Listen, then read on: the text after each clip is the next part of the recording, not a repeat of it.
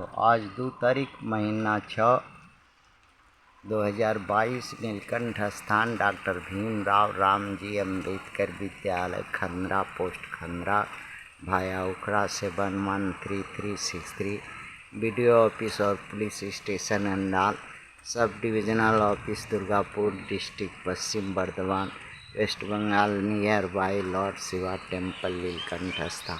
Today educational घुट्टी के तहत आज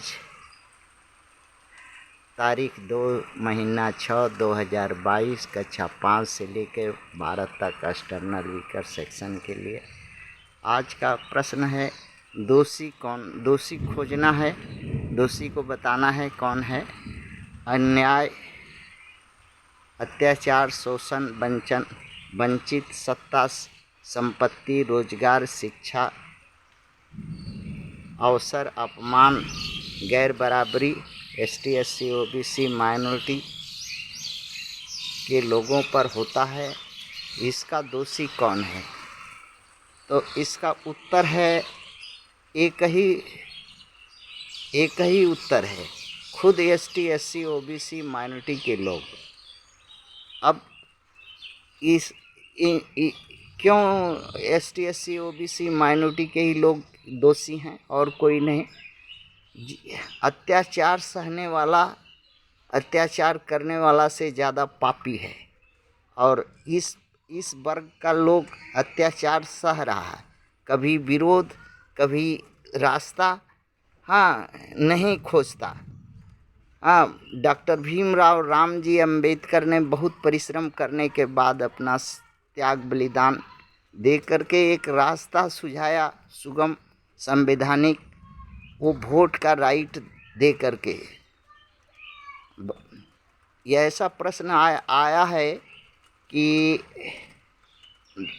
डॉक्टर भीमराव रामजी अम्बेडकर ने भारत में कौन ऐसा ST SC OBC माइनॉरिटी को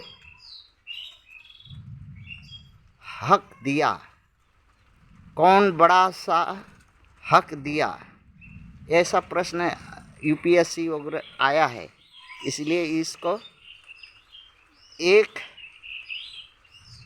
देश को संविधान भारत का जिसमें अधिकार सुरक्षित है ST SC के लोगों का, और दूसरा ST SC OBC को एक रास्ता जो सबसे बड़ा डॉक्टर भीमराव रामजी अम्बेडकर का योगदान है, वो वोट प्रक्रिया के माध्यम से इन वर्गों के लोग को सत्तासीन होने का रास्ता, ये सबसे बड़ा डॉक्टर भीमराव रामजी अम्बेडकर का योगदान है इन वर्गों के लिए। मगर उनका दिया हुआ या रास्ता सुझाया हुआ पर ये वर्ग कभी चला नहीं।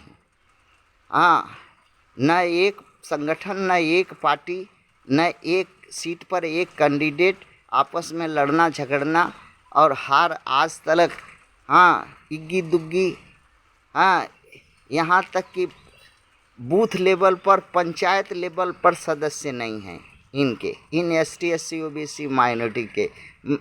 पंचायत लेवल में भी आदमी नहीं है, म्यूनिसिपैलिटी लेवल में भी आदमी नहीं है, और विधानसभा स्तर में भी MLA नहीं है, लोकसभा स्तर पर MP नहीं है, पार्लियामेंट में नहीं है, कोर्ट कचहरी में नहीं है, शासक में नहीं है, डॉक्टर, इंजीनियर और पेशागत और में संख्या नहीं है, रोजगार और व्यवसाय में इनके लोगों की भागीदारी या संख्या नहीं है। तो ये वर्ग ST SC OBC माइनॉरिटी का लोग को न्याय कहाँ मिलेगा? न्याय जब तक सत्ता नहीं मिलेगा तब तक न्याय नहीं मिल सकता, क्योंकि सत्ता ही सब का जड़ है और सत्ता पाने का रास्ता बाबा साहब ने एक ही काम जो इन वर्गों के लिए करके गए, वो वोट का अधिकार, वोट देने का।